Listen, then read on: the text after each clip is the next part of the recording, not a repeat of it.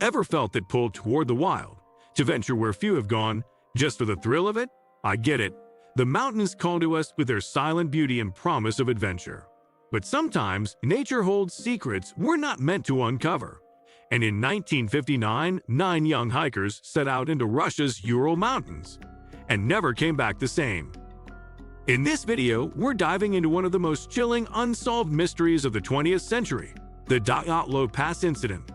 A story filled with bizarre clues, strange injuries, and a campsite that looked more like a horror scene than a tragedy. No one knows exactly what happened that night, and that's what makes it so haunting. If you're drawn to stories that leave you questioning everything, hit like, subscribe, and stay with me. Let's walk into the cold, dark unknown, starting now. The expedition begins. The journey began as a carefully planned expedition by 10 students and graduates of the Ural Polytechnical Institute. Their leader was Igor Dyatlov, a 23-year-old engineering student known for his intelligence, discipline, and outdoor skills.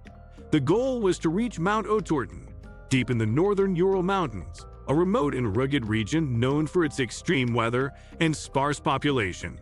As they set off on January 27, 1959, the group was in good spirits, keeping detailed journals and taking photographs along the way. Just one day into the hike. However, one member of the group, Yuri, fell ill and returned home. The last camp on Kolet Siako. The remaining 9 hikers continued on. As snowstorms worsened and visibility decreased, they deviated slightly from their planned path and set up camp on the slopes of Kolet Siako, a name which ominously translates from the local Mansi language as Mountain of the Dead. The search and discovery. When the group failed to send a telegram from their final checkpoint, as expected, concern began to grow. Families, friends, and eventually the Soviet military launched a search operation. On February 26, nearly a month after the group's departure, the search party found their tent. What they saw was horrifying. The tent had been slashed open from the inside.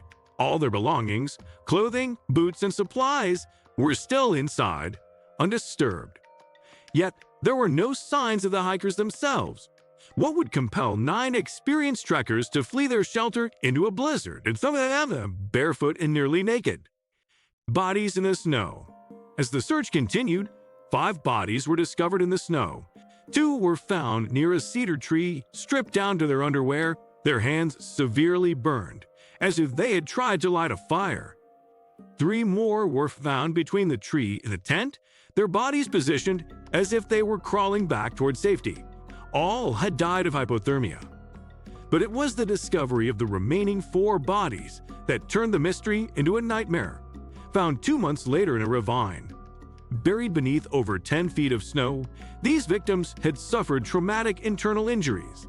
1 had a crushed skull, 2 had fractured ribs. Most disturbing of all, 1 woman, Lyudmila Dubinina, was missing her tongue, eyes, and parts of her lips. Strangely, no external wounds were visible that could explain such internal damage. The Soviet investigation noted the bizarre injuries, but gave no definitive cause. The final report merely stated the group had died from a compelling natural force, offering no real answers. Theories and speculation.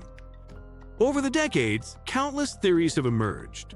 Some believe an avalanche struck their tent, causing them to flee in panic, though many experts argue the slope was too shallow and the tent remained intact.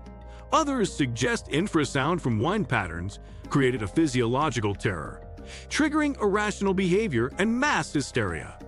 There are theories involving secret Soviet military experiments, with some of the clothes found to be lightly radioactive. Locals spoke of strange orange lights in the sky that night, fueling speculation about UFOs or paranormal forces. More extreme ideas include Yeti attacks, though there is no physical evidence to support this.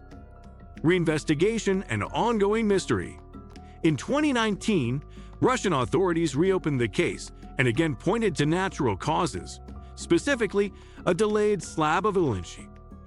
But many researchers and surviving relatives remain unsatisfied with that conclusion, arguing that too many questions remain unanswered.